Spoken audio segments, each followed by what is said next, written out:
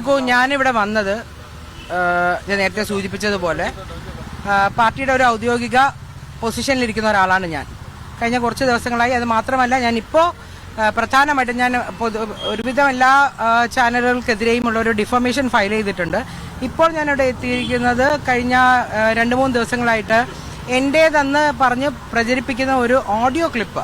ആ ഓഡിയോ ക്ലിപ്പിൽ എൻ്റെ ശബ്ദ സന്ദേശമാണ് എന്ന് പറഞ്ഞിട്ട് വരുന്ന വാർത്തകൾ, അഞ്ജനയുടെ ശബ്ദ സന്ദേശം ഇതാ എന്ന് പറഞ്ഞിട്ട് വരുന്ന ഈ വാർത്തകൾ വ്യാജമാണെന്നും അതിനകത്ത് എൻ്റെ ശബ്ദ സന്ദേശമില്ല, ഏതോ ഒരാൾ ഒറ്റയ്ക്ക് എന്തൊക്കെയോ സംസാരിക്കുന്നു, അതിൻ്റെ പേരിൽ എല്ലാ ചാനലുകളും അത് എൻ്റെ പേരും എൻ്റെ ഫോട്ടോയും വെച്ചിട്ട് എനിക്കെതിരെ നടക്കുന്ന ഈ സൈബർ അറ്റാക്കിനെതിരെ കമ്മീഷണർക്ക്, ബഹുമാനായിട്ടുള്ള തിരുവനന്തപുരം സിറ്റി പോലീസ് കമ്മീഷണർക്ക് പരാതി കൊടുക്കാനായിട്ട് എത്തിയതാണ്.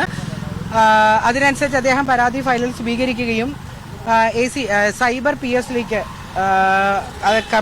ആ പരാതി ഫോർവേഡ് ചെയ്യുകയും ചെയ്തിട്ടുണ്ട്.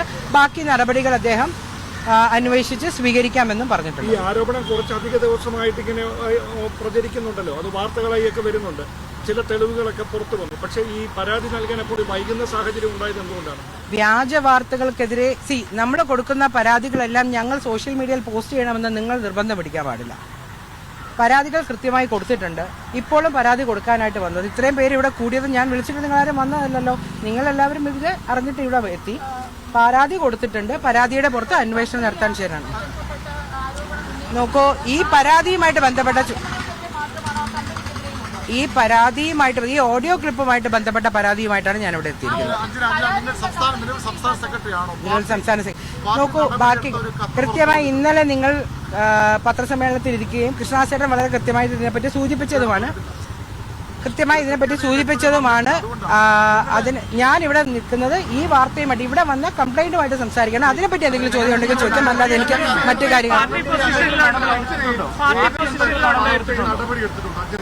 പാർട്ടി അങ്ങനെ ഔദ്യോഗികമായി നിങ്ങൾക്ക് ആർക്കെങ്കിലും കൃത്യമായി രേഖാമൂലം നമ്മുടെ പാർട്ടിയുടെ പേജിൽ എന്നെ റിമൂവ് ചെയ്തു എന്ന് പറഞ്ഞിട്ടില്ല. ഈ നിമിഷം വരെയും പറഞ്ഞിട്ടില്ല, നടപടി വന്നിട്ടില്ല.